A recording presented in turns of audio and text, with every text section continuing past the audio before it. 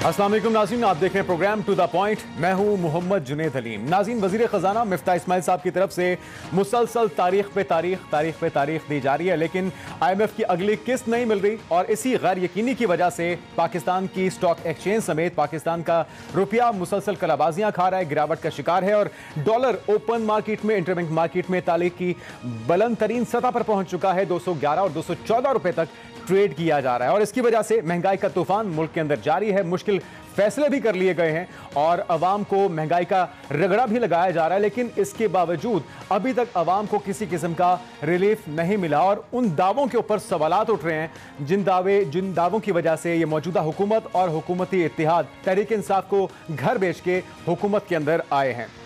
इसके साथ साथ नाज़रीन, इमरान खान साहब जो कि 6 दिन का अल्टीमेटम देकर गए थे, उनकी तरफ से वो लॉन्ग मार्च तो नहीं किया गया, लेकिन अब उन्होंने एहतजाज के खिलाफ जो महंगाई का एहतजाज है उसको लीड करने का फैसला किया है। इतवार के रोज़ भी मुख्तलिफ शहरों में पाकिस्तान की कराची से खैबर तक लोग घरों से बाहर निकले और उससे वीडियो लिंक के जरिए इमरान खान साहब की तरफ से खिताब किया गया है और अपने इल्ज़ामात को न सिर्फ उन्होंने दोहराया, न्यूट्रल्स को भी पैगाम पहुंचाया और उन्होंने कहा कि मैंने इनसे पहले ही कहा था कि जो मौजूदा हुकूमत है ये साजिश के ज़रिए आना चाहते हैं हुकूमत में और इनसे मामलात नहीं संभाले जाएंगे। और साथ ही इसके साथ साथ जो ज़िमनी इंतखाब है नाज़रीन पाकिस्तान का 17 जुलाई को होने वाला, वो अब इंतहाई अहमियत का हामिल हो चुका है। उसके ऊपर सबकी नज़रें हैं क्योंकि उसी से अंदाज़ा होगा कि पाकिस्तान के अवाम किसके साथ खड़े हैं। क्या वो इस हुकूमत को मज़ीद वक्त देना चाहते हैं या फिर इमरान खान साहब के साजिशी बयानिए के साथ खड़े हैं और फौरी इंतखाबात का मुतालबा कर रहे हैं। तो 17 जुलाई पर सबकी नज़रें हैं। इन्हीं तमाम मौज़ूआत पर बात करेंगे और जानने की कोशिश करेंगे कि ये मौजूदा हुकूमती इत्तेहाद जो कि महंगाई का खात्मा करने का दावा करके आया था, ये महंगाई ख़त्म करने आए थे या फिर अपने केसेस ख़त्म करवाने के लिए आए थे, ये इंतहाई अहम सवाल है। जो मेहमान हमारे साथ मौजूद होंगे आज के प्रोग्राम में, उनका तारुफ आपसे करवा देते हैं। तहरीक इंसाफ की रहनुमा अंदलीब अब्बास साहबा हमारे साथ मौजूद होंगी। इसके अलावा अली परवेज़ मलिक साहब मुस्लिम लीग नून की नुमाइंदगी करेंगे और एंकर पर्सन और तजियाकार अमीर अब्बास साहब आज के प्रोग्राम में हमारे साथ होंगे। सभी मेहमानों को वेलकम कहते हैं और सबसे पहला सवाल अली परवेज़ मलिक साहब आपसे है कि ये आपके मुखालिफिन भी सवाल पूछ रहे हैं और पाकिस्तान का हर शहरी भी पूछ रहा है कि हुकूमत के अंदर आप अपने खिलाफ केसेस का खात्मा करने आए थे या फिर महंगाई का खात्मा करने आए थे, क्योंकि महंगाई तो वक्त के साथ साथ हर गुज़र के साथ। बिस्मिल्लाहिर्रहमानिर्रहीम। बहुत शुक्रिया जुनैद साहब, आपने अपने प्रोग्राम में याद किया।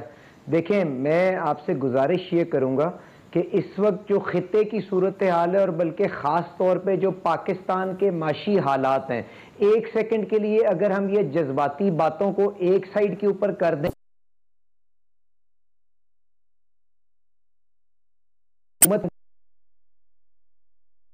की तरह बैंकरप्ट होने के बिल्कुल इतना करीब छोड़ के गए थे। क्या ये बात जो मैं आपसे आगे करने जा रहा हूं उसमें अगर कोई हकाइक में कोई कमी हो तो आप मेरी इस्लाह कर दीजिएगा और उसके बाद मैं कोशिश करूंगा कि अपना जो भी जवाब है उसको बेहतर कर लूं। गुजारिश ये है कि इमरान खान साहब की जब हुकूमत को निकाला जाता है उस वक्त स्टेट बैंक के पास जो ऑफिशियल रिजर्व्स पड़े होते हैं वो 11 बिलियन डॉलर के होते हैं और उन 11 बिलियन डॉलर के अंदर से भी 10 बिलियन डॉलर के जो रिजर्व्स होते हैं वो मांगे टांगे के हैं जो आप अपने दोस्त ममालिक से लेके आए हुए हैं। और ना सिर्फ वो मांगे के थे पर उनको नथी किया हुआ था आपने IMF प्रोग्राम की कंटिन्यूएशन के साथ। तो मुझे बताएं, अगर हमने जो श्रीलंका की सूरत हाल है जिसके अंदर आप जानते हैं डिफॉल्ट के बाद आपकी बैनुल-अक़वामी दुनिया ने आपकी फ्यूल की एलसियां मानना छोड़ दी, उन्होंने आपको दवाइयां देना छोड़ देखा किस तरह से श्रीलंका के अंदर कितारें लगी पेट्रोल पंप्स के बाहर, मेडिकल स्टोर्स के बाहर, स्कूलों के बाहर और हर जगह आपकी रोजमर्रा अशिया की चीजों लेने के बाहर। तो क्या अव्वलीन जिम्मेदारी किसी भी हुकूमत की जो मार्च किया गया था मरियम नवाज साहिबा की तरफ से, हमजा शहबाज साहब की तरफ से, बिलावल भुट्टो की तरफ से, वो उस एहतजाज का मकसद क्या था? वो भी महंगाई मार्च के नाम से निकाला था ना। अगर आप लोगों ने उसमें कई 100 गुना इजाफा ही करना था तो फिर या तो वो मार्च गलत था या जो आज आप वो कर रहे हैं वो गलत है।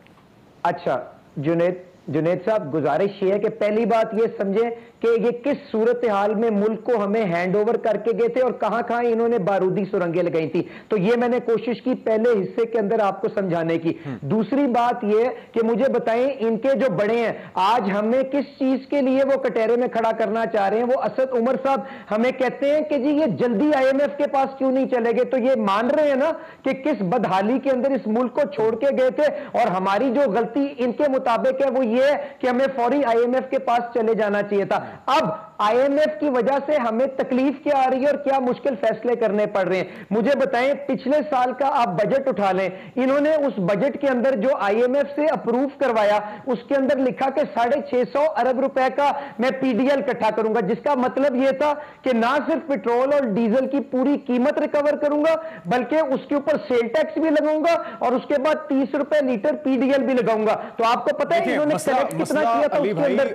मसला वहां पर आता है जब 130 रुपए के ऊपर एतराज करते हैं, आप महंगाई मार्च करते हैं, यकीन दहानी कराते हैं महंगाई को खत्म करने की, और हुकूमत में आने के बाद कई 100 गुना इजाफे के बाद भी आज की डेट तक, आज भी मिफ्ता इस्माइल साहब ने कहा है कि 1-1.5 दिन में हमें किस्त मिल जाएगी। ये जो तारीख पे तारीख दी जा रही है इससे गैर यकीनी फैल रही है और उससे जो इन्वेस्टर है हाल नहीं हो पा रहा। आपने स्टॉक एक्सचेंज की सूरत हाल देखी होगी, डॉलर की जो उड़ान है वो काबू से बाहर है।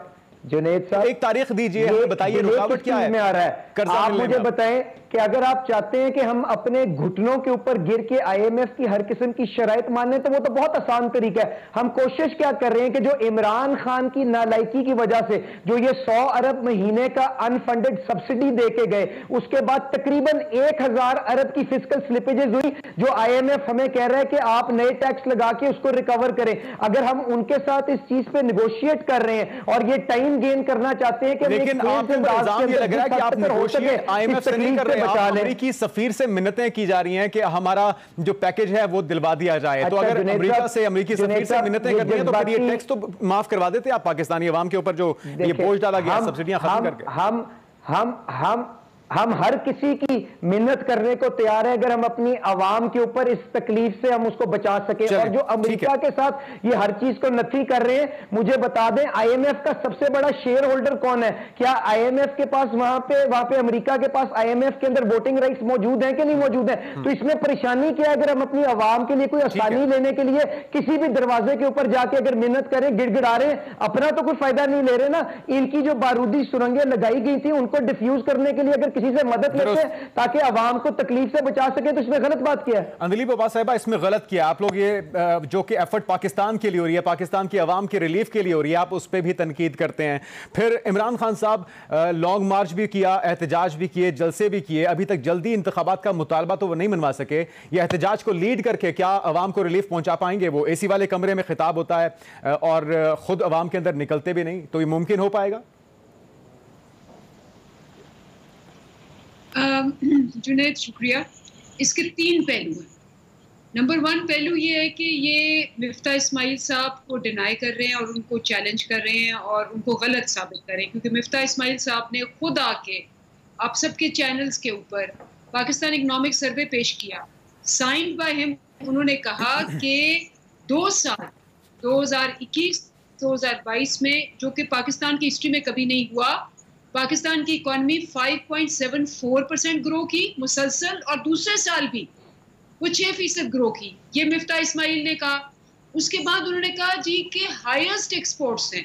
आपको पता है इनके 5 साल में एक्सपोर्ट्स की ग्रोथ पाकिस्तान इकोनॉमिक सर्वे के मुताबिक जो मिफ्ता इस्माइल ने पेश की 0.05% की, 0.05।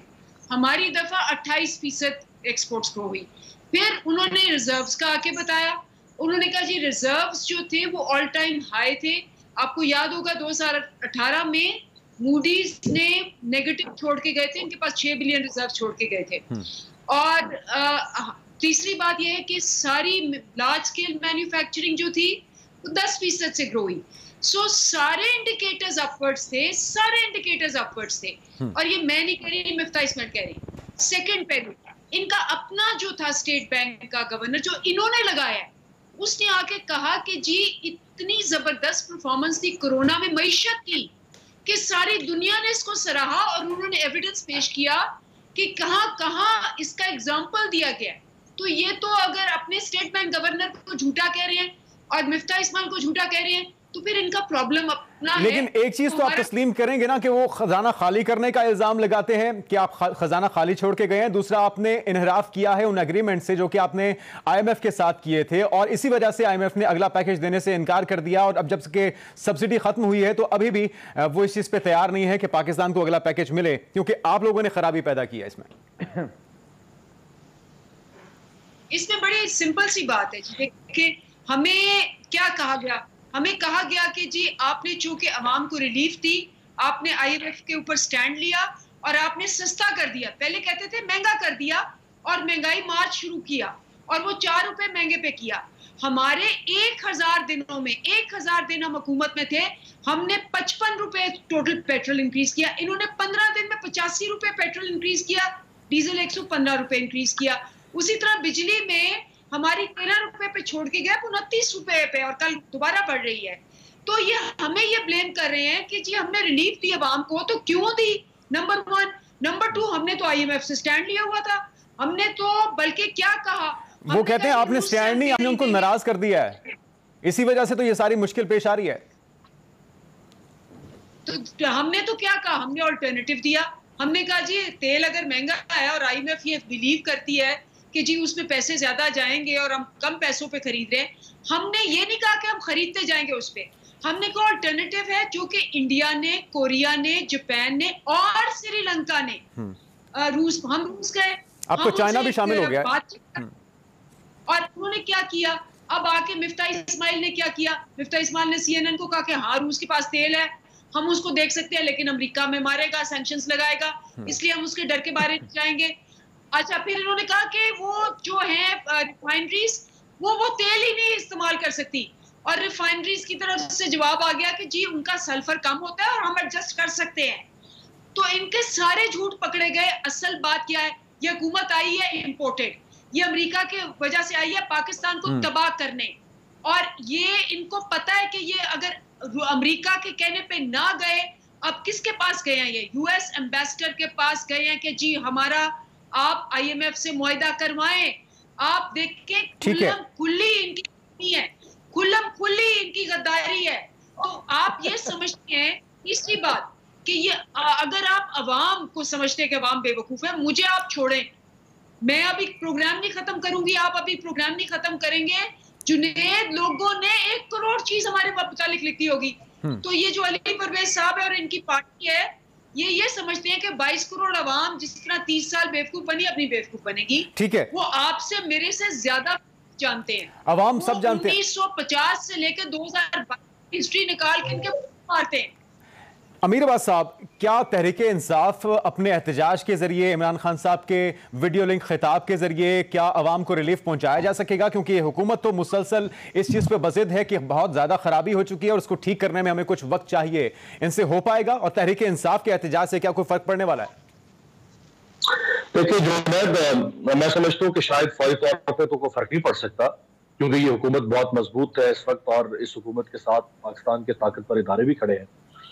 लेकिन जो ऑपोजिशन का किरदार होता है वो डेमोक्रेटिक प्रोसेस को मुकम्मल करने के लिए बहुत जरूरी होता है, और डेमोक्रेटिक प्रोसेस में जितनी जिम्मेदारी हुकूमत वक्त पर होती है उतनी ही जिम्मेदारी ऑपोजिशन पर होती है। ऑपोजिशन को इसीलिए जमहूरियत में गवर्नमेंट इन वेटिंग भी कहा जाता है, और ऑपोजिशन का ये काम होता है कि वो वॉचडॉग का किरदार अदा करे और वो हुकूमत पर नजर रखे।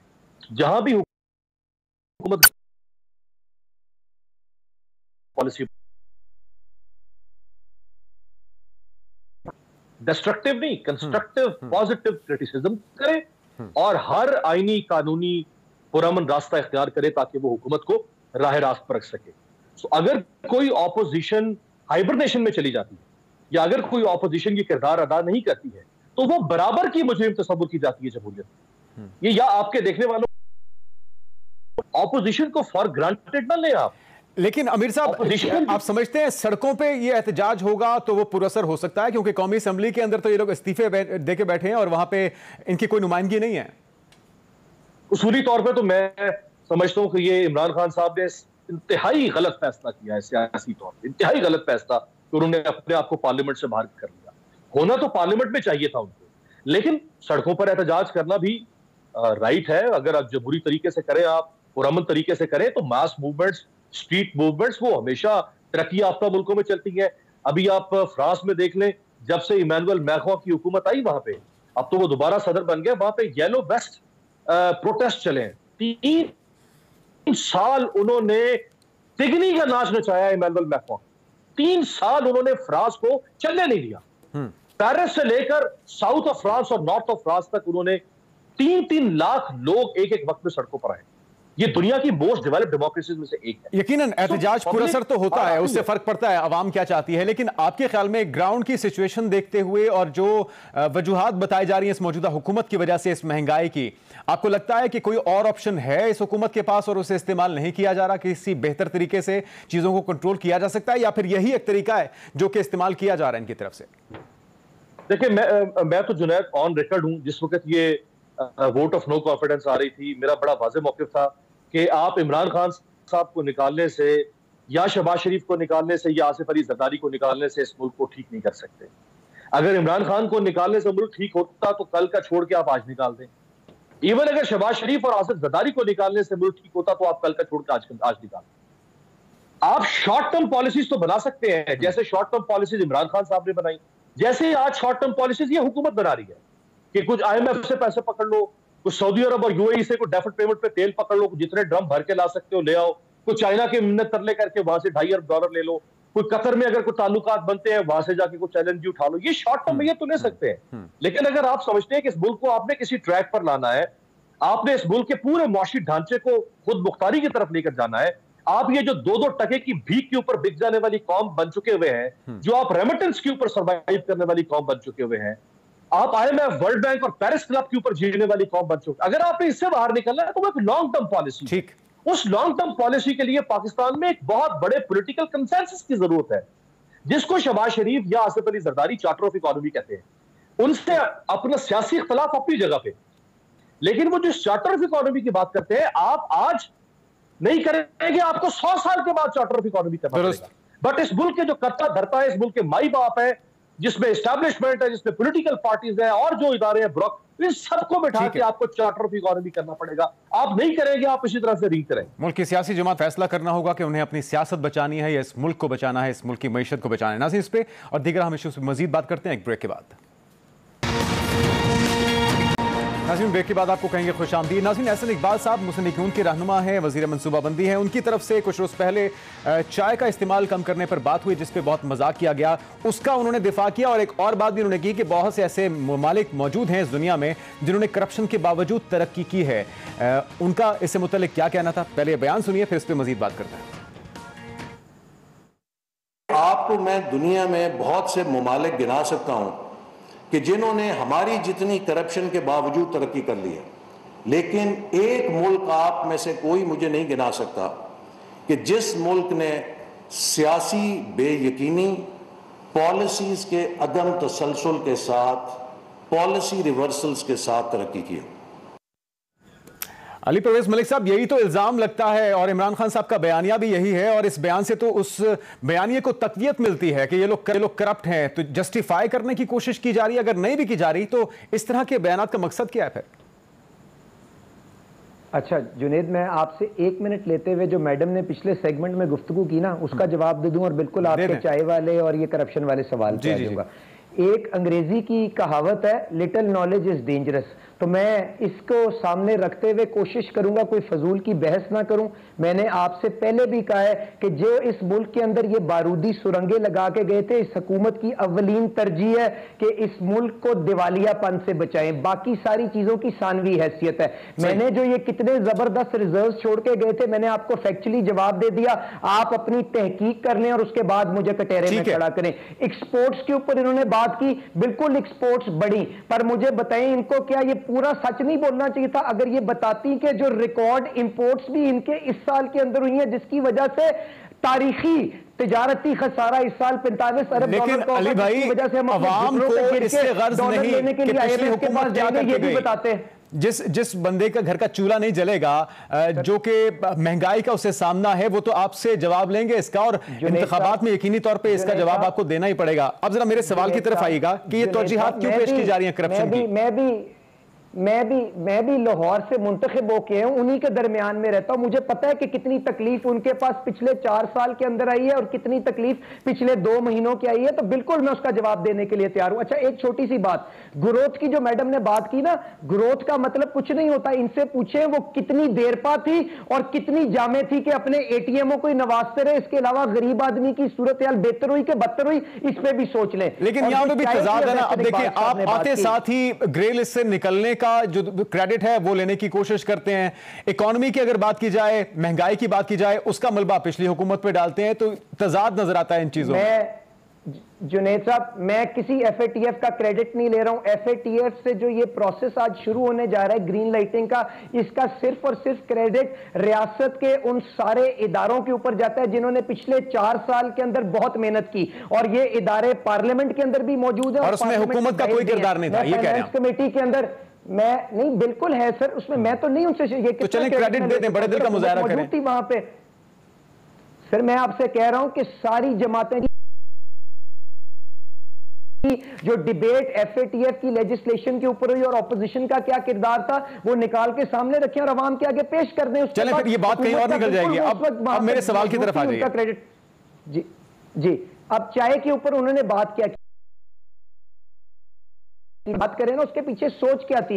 वो ये थी कि तकरीबन $1 बिलियन की हम चाय मंगवाते हैं और आज हमारे पास सबसे बड़ा जो क्राइसिस है वो लैक ऑफ डॉलर्स का है। तो उन्होंने अगर सिंबॉलिकली बात की कि अगर हम जो अननेसेसरी अपने खराजात हैं, चाहे वो चाय की शक्ल के अंदर हो, चाहे बड़ी गाड़ी की शक्ल में, अगर हम उनको घटाएंगे तो मुल्क के ऊपर बैलेंस ऑफ पेमेंट्स का जो प्रेशर है वो कम होगा। वो ये सोचती, उसको आप अगर किसी और रुख में लेके जाना चाहे तो मैं आपको ठीक है, अच्छी बात है। करप्शन का मामला, उस पर भी बात कर लीजिए। देखें जी देखिए, करप्शन जो है ना, किसी ने ये नहीं कहा कि अगर इस मुल्क का, इस अवाम का कोई 1 रुपया भी किसी जगह पे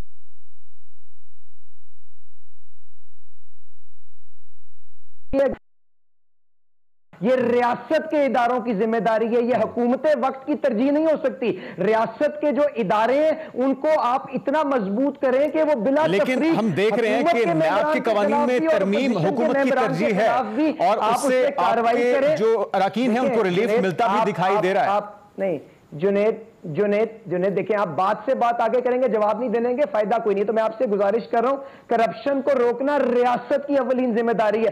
हम हुकूमत की अव्वलीन जिम्मेदारी होती है अवाम के लिए आसानियां पैदा करना, जिसके ऊपर हम ध्यान दे रहे हैं। अब जो कवानीन के अंदर जो तब्दीली की जा रही है और जो आप समझते हैं कि हमारे लोगों को उससे कोई रिलीफ मिलेगा, तो कहां गई वो ऑपोजिशन जिसको अमीर अब्बास साहब कह रहे थे? मैं इनकी जो इन्होंने बात की 100% उससे अग्री करता हूं। क्यों नहीं ये पाकिस्तान तहरीक इंसाफ के लोग जो तनख्वाहें लेते हैं, जो गाड़ियां अवेल कर रहे हैं, आज भी लॉजेस के अंदर बैठे हुए हैं, वहां पे आके असेंबली के अंदर क्यों नहीं किरदार अदा करते? वहां पे आए, आके मिल के अच्छे कवानीन बनाते हैं ताकि बिला तफरीक वो हुकूमत के मेंबरान के खिलाफ भी, ऑपोजिशन के मेंबरान के खिलाफ जिसके ऊपर इल्जाम लगता है उसकी तहकीक करे, तफ्तीश करे और मिसाली सजा दे। ये वो सोच है, ये वो मकसद है जो किसी भी जमहूरी निजाम के अंदर पार्लियामेंट का होता है। तो प्लान तो बहुत अच्छा है। दिलीप साहबा, क्या एतराज है फिर आप लोगों को इस पर?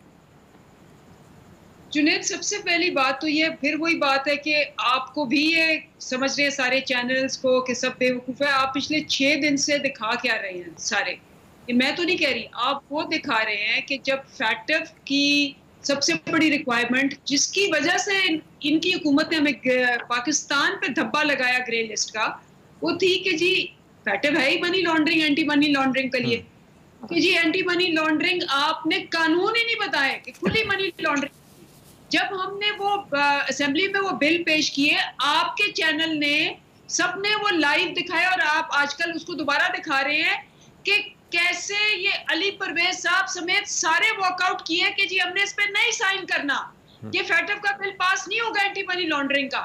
उसके बाद हमने जॉइंट सेशन बुलाया, जब जॉइंट सेशन बुलाया दोबारा आपके चैनलों ने दिखाया कि इन्होंने उसको पोस्ट किया और ये वॉकआउट किए, और हमने बड़ी मुश्किलों से उसको पास करवा के रिक्वायरमेंट्स कंप्लीट की। तो ये आपको भी कह रहे हैं कि आप झूठ बोल रहे हैं वो दिखा के। नंबर 1।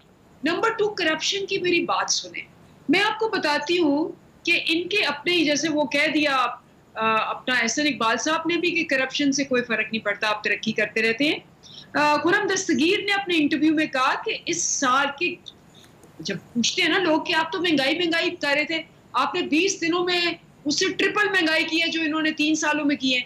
उन्होंने जवाब दिया कि जी इस साल के आखिर में, मैं आपको बता रही हूँ एग्जैक्टली क्या कहा, कि आखिर में तब्दीली आने वाली थी जिसमें नजर आ रहा था कि अगर हालात यही रहे तो इमरान खान जो है वो अगले 15 साल रहेगा और शहबाज शरीफ समेत तब सबके करप्शन के केसेस, जो कि 99% केसेस इन्होंने आपस में किए हुए हैं, 99% केसेस ये पुराने केसेस हैं जो आपस में किए हुए हैं, ठीक है, वो अदालतों में जाके वो सामने आ जाएंगे और ये नाअहल हो जाएंगे, करप्शन में पकड़े जाएंगे, इसलिए इनको हटाना जरूरी था। उसके बाद मुझे बताएं कि आपके पास क्या रूम रह गया ये पूछने का कि करप्शन की वजह से इन्होंने अपनी करप्शन बचाने के लिए हमें निकाला है और पाकिस्तान को महकूम किया, ग्रे लिस्ट में डाला, नेगेटिव किया, मूडीज में दोबारा कर रहे हैं, नेगेटिव हो गया मूडीज ने। ठीक है, और आप बात मुकम्मल कीजिएगा, मुझे ब्रेक पे जाना है। पास जाके पाकिस्तान को गिरवी रख के कह रहे हैं कि जी हमने क्या किया। मैं आपको यही बता रही हूं, आपका चैनल, बाकी अवाम, ऑपोजिशन ये समझते हैं सारे ब्लाइंड है, सब झूठ बोल रहे हैं और अवाम बेवकूफ बन जाएगी। मेरे कहने से पहले जरा देखें बाहर जाके कि अवाम क्या कह रही है। लेकिन वो कह रहे हैं कि हम अवाम का सामना करने के लिए तैयार हैं और वो जो कुछ भी कर रहे हैं अवाम का अंदाजा है कि ये वक्त की जरूरत है। इसी हवाले से अमीर अब्बास साहब की राय क्या ब्रेक के बाद शामिल करते हैं। नाज़रीन, ब्रेक के बाद खुश आमदीद। अमीर अब्बास साहब, एक तो कमेंट कीजिएगा एहसन इकबाल साहब के बयान पर, दूसरा वो इमरान खान साहब जिनका बयानिया ही यही है कि करप्शन के खिलाफ वो सियासत में आए हैं, उनके अपने वज़ीर आला पंजाब और वसीम अकरम प्लस जिसको वो कहते थे, उनके ऊपर तौसा के अंदर 800 कनाल से जायद सरकारी ज़मीन है जिसे अपने नाम मुंतकिल करने का इल्ज़ाम है और बड़े नाकाबिल तरदीद कहा जा रहा है कि जिस ठोस सबूत मौजूद हैं। तो इस तरह की सूरत हाल में किस तरह से बयानिया आगे चल पाएगा? देखिए, जो एहसन इकबाल साहब ने फरमाया फैक्चुअली तो वो सही कह रहे हैं, लेकिन मॉरली आप ये बात कैसे कह सकते हैं ढिठाई के साथ पब्लिक में आके? फैक्चुअली वो किस तरह सही कह रहे हैं? हमारे सामने ईस्टर्न यूरोप की कई कौमें और कई ममालिक ऐसे हैं जहां करप्शन मौजूद है, लेकिन उन मुल्कों ने बहुत तरक्की की है। हमारे पास लेटिन अमेरिकन या साउथ अमेरिकन कई कंट्रीज हैं, जैसे कि आपके पास ब्राजील है, मैक्सिको है और ममालिक जितने हैं, वहां करप्शन है लेकिन उन्होंने तरक्की की है। लेकिन एहसन इकबाल साहब ने यहां पे एक डंडी मारी और वो डंडी ये है कि जिन मुल्कों में करप्शन है और उन्होंने करप्शन के साथ तरक्की की है, वहां करप्शन को एक्सेप्टेबल नहीं समझा जाता। सही। आप लोगों को बेवकूफ मत बनाया अभी बात करके। आप ये करप्शन जरूर है, करप्शन तो अमेरिका में भी है, करप्शन तो बर्तानिया में भी है, करप्शन तो जर्मनी में भी है, फ्रांस में भी है। फ्रांस के कई जो प्रेसिडेंट और प्राइम मिनिस्टर उनके ऊपर करप्शन के इल्जाम लगते रहे हैं। सवाल यह है कि क्या करप्शन के लिए आपने माशरे में बर्दाश्त पैदा करनी है या करप्शन को काबिल नफरत बनाना है? सवाल यह है कि आपने करप्शन के खात्मे के लिए कानून साजी करनी है या करप्शन को पनपने देने के लिए कानून साजी करनी है? तो आपको लगता है कि कानून साजी का मसला है या फिर कोई और मसला है? क्योंकि आज तक जितने भी करप्शन के इल्जाम हैं कुछ साबित भी नहीं हो सका। अरबों रुपया हमारे टैक्स पेयर्स का तो गया उन केसेस में, लेकिन एक भी रुपया रिकवरी नहीं हो सकी। नहीं, देखिए जुनैद, ये जो साबित न होने वाली बात है ना यार, ये किसको बेवकूफ हम बनाते हैं? किसको हम बेवकूफ बनाते हैं कि साबित नहीं हो सकते? भाई साबित होने नहीं दिए जाते केसेस यार।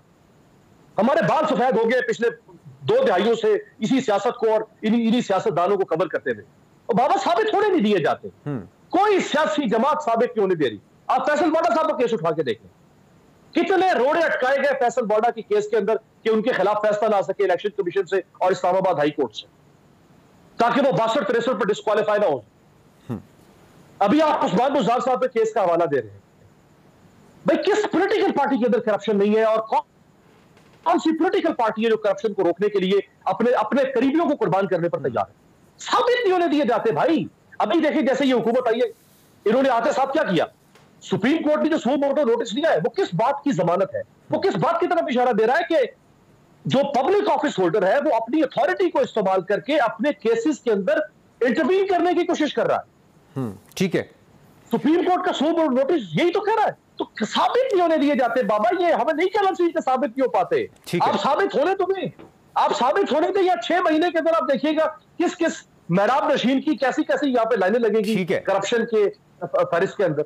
अली भाई ये बताइए कि आप पीटीआई और जो उनके इत्तेहादी हैं काफ लीग, वो तो हुकूमत से बाहर है, लेकिन जो हुकूमती इत्तेहाद है उसके अंदर सबसे ज्यादा इल्जामात लगते हैं कि नून लीग इस वक्त फ्रंट फुट पे है। सारी जो गालियां हैं नून लीग को खाना पड़ रही हैं। जरदारी साहब सही मानों में मुस्तफीद हो रहे हैं। जो हालिया उनका बयान है उससे इस शकूक व शुबात मजीद बढ़ते हैं। उन्होंने दावा किया कि अगले इंतखाबात में पीपल्स पार्टी जीतने जा रही है, सबसे ज्यादा शेयर उनका होगा। तो इसका मतलब है कि आप तो सीन से आउट हैं। अच्छा जुनैद साहब, गुजारिश ये है कि जो काफ लीग पार्टी है ना, वो चौधरी शुजात हुसैन साहब उसके सदर हैं और वो उनके नाम के साथ मुंसलिक है। तो वो गुजारिश ये है कि वो और उनके जो बेटे और तारिक जो चीमा साहब हैं वो तो सारे के सारे इस इत्तेहाद के अंदर हैं। परवेज इलाही साहब यकीनन चंद मेंबरान के साथ ऑपोजिशन की सफ़ों के अंदर बैठे हुए हैं। तो एक ये फैक्चुअली चीज़ मैं करेक्ट कर दूँ। गुजारिश ये है कि पाकिस्तान मुस्लिम लीग नवाज, क्योंकि उसके पास सबसे ज़्यादा वोट मौजूद है नेशनल असेंबली के अंदर, बिल्कुल इस इत्तेहाद को लीड कर रही है। पर मुझे बताएं, क्या ये लोग नहीं जानते कि जी इसके अंदर जो आपको नेशनल असेंबली के अंदर मेजॉरिटी प्रूव करने के लिए सारे इत्तेहादियों ने मिलके ये जो एक इत्तेहाद बनाया है ताकि हम इस एजेंडे को कि इस मुल्क को, इस रियासत को हमने बचाना है। क्योंकि इमरान खान साहब की तर्ज हुक्मरानी की वजह से आपने देखा था रियासत कमजोर हो गई थी। जिस किस्म की नफरतें हमारी सफ़ों के अंदर आ गई हुई थी कि हम किसी चीज के ऊपर बैठ के जो इस रियासत के मफाद के अंदर हो हम उसके ऊपर बहस नहीं कर सकते थे। तो ये जो इत्तेहाद बना था वो सिर्फ और सिर्फ रियासत को बचाने के लिए बना है और इसीलिए वो सारे मुश्किल फैसले आज लेता हुआ आपको नजर आता है, जिससे उनको शायद वक्ती तौर के ऊपर सियासी नुकसान भी हो।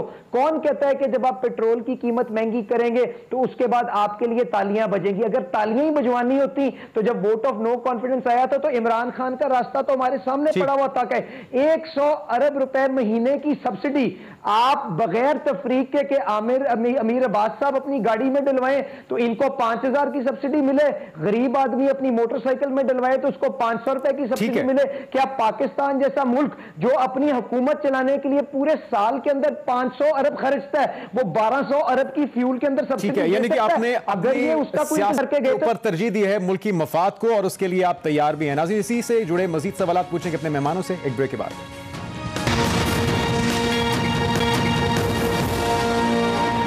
नाज़रीन, ब्रेक की बात खुश आमदीद। अंदलीप साहब, आपसे दो सवाल हैं मेरे। एक तो जो आपने पिटीशन तैयार की है कि मफरूर मुलजिम से, इश्तिहारी मुलजिम से मुल्क के वज़ीर आज़म ने 3-4 रोज़ तक लंदन में मुशावरत की है।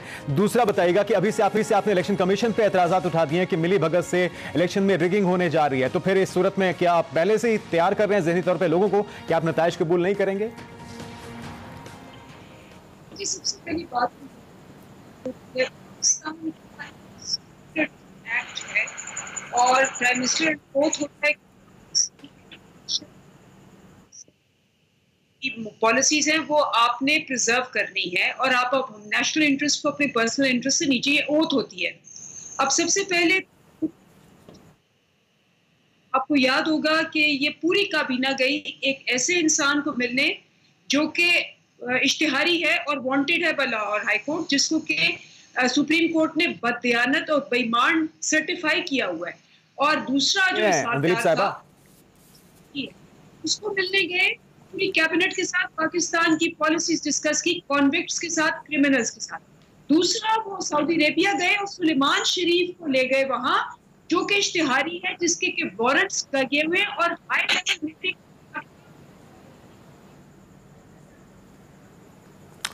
अंदलीप साहबा की आवाज़ हम तक नहीं पहुंच रही। अमीर अब्बास साहब, ज़िमनी इंतखाब के हवाले से जानना चाहूँगा, आपको क्या दिखाई दे रहा है? क्योंकि कशीदगी बढ़ती जा रही है, जो लाहौर जोहर टाउन में हुआ वो आपके सामने है। नताइज को तस्लीम किया जाएगा अगर पहले ही सवालात उठाए जा रहे हैं पीटीआई की तरफ से? देखिए जुनैद, दोनों के लिए ये इलेक्शन आप समझे कि सियासी जिंदगी और सियासी मौत का मरहला बन चुका है। अगर इमरान खान साहब ये इलेक्शन जीत जाएंगे तो वो पब्लिक में कहेंगे कि मेरा बयानिया कामयाब हो गया, हुकूमत, इंपोर्टेड हुकूमत को लोगों ने मुस्तरद कर दिया, करप्ट हुकूमत को मुस्तरद कर दिया। और अगर वो इलेक्शन हार जाते हैं तो ये हुकूमत कहेगी कि भाई इमरान खान का बयानिया झूठ निकला, लोगों ने उसको मुस्तरद कर दिया है और जो महंगाई है वो भी हमारी वजह से नहीं है, वो इमरान खान की वजह से। सो दोनों के लिए ये बहुत क्रिटिकल है। और 20 ज़िमनी इलेक्शन कोई मामूली इलेक्शन नहीं होते हैं, ये बहुत बड़ा इलेक्शन होता है। एक ही दिन ये इलेक्शन होगा और ये पंजाब की मुस्तकबिल की हुकूमत के मुकद्दर का फैसला भी करेगा। सो बड़ा अहम इलेक्शन ये है और मैं समझता हूँ कि इसकी वजह से आगे पॉलिटिकल स्टेबिलिटी आती हुई मुझे नजर नहीं आ रही है। इस इलेक्शन के नतीजे के बाद मुझे पॉलिटिकल इंस्टेबिलिटी में इजाफा नजर आ रहा है। अली भाई, दो जिम्मेदारियां भारी है, एक तो पुरअमन बनाना इन इंतखाबात को और इसे साफ और शफाफ बनाना। कर पाएगी हुकूमत? कमीशन को यहाँ पे ऑटोनमस स्टेटस क्या कहते हैं आपके आइन के तहत मौजूद है और हर रियासत के जो इदारे हैं और जो हुकूमत के सारे इदारे हैं वो इलेक्शन कमीशन के साथ पूरे अंदाज के अंदर कोऑपरेट करेंगे ताकि एक फ्री एंड ट्रांसपेरेंट अंदाज के अंदर ये मामला आगे चल सके। और जो कल जो परसों जो अल्लाहू चौक लाहौर में हुआ है, उसके ऊपर भी हमारी पार्टी की तरफ से सिर्फ और सिर्फ एक डिमांड है कि वहां पे सेफ सिटी के कैमरे मौजूद हैं, वहां पे जिसने भी पहले असले का इस्तेमाल किया है उसको आइडेंटिफाई करें और उसको करार वाकई सजा दें। जब रियासत के इदारे इलेक्शन कमीशन इस तरह से कार्रवाई करता हुआ नजर आएगा और कुल एक फेयर अंदाज में लोगों को सजाएं देगा। चलें, उम्मीद करते हैं इस पे अमल हो सकेगा। अंदलीप साहब, जाते जाते नताइज तस्लीम करेंगे आप जो भी होंगे? आप ये देखें जुनेद कि मेरे पे आज चौथा पर्चा हुआ है टेररिज्म का, एक कत्ल का है, 4 वो है। जरा देखें, मैं टेररिस्ट हूँ, चेक करें मेरे पे, डॉक्टर यास्मीन पे। तो जुनेद साहब, ये रोना धोना बंद करवाएं, इनको कहें जाके देखें कि इन्होंने क्या बाकी मेंबरान के ऊपर दहशतगर्दी के पर्चे कराए थे कि नहीं कराए थे, बगावत के कराए थे नहीं कराए थे। ये तो वही होगा टीवी के ऊपर आके अपनी जाती गुफ्तगू करना यहाँ पे तो फर्क क्या हुआ फिर इसमें? देखिए, गुजारिश ये है, यहाँ पे हम मुल्क की बात करें, अपने जो मसाइल और कोई ज्यादती हुई है, मैं उसको यहाँ पे बिल्कुल कंडोन नहीं कर रहा। पर इनसे पीछे जो इंतकाल के अंदर नाज़रीन वक्त खत्म हो चुका है। तमाम मेहमानों की तशरीफ आवरी का बहुत शुक्रिया। आज के प्रोग्राम से इतना ही, इजाजत दीजिए, अल्लाह हाफ़िज़।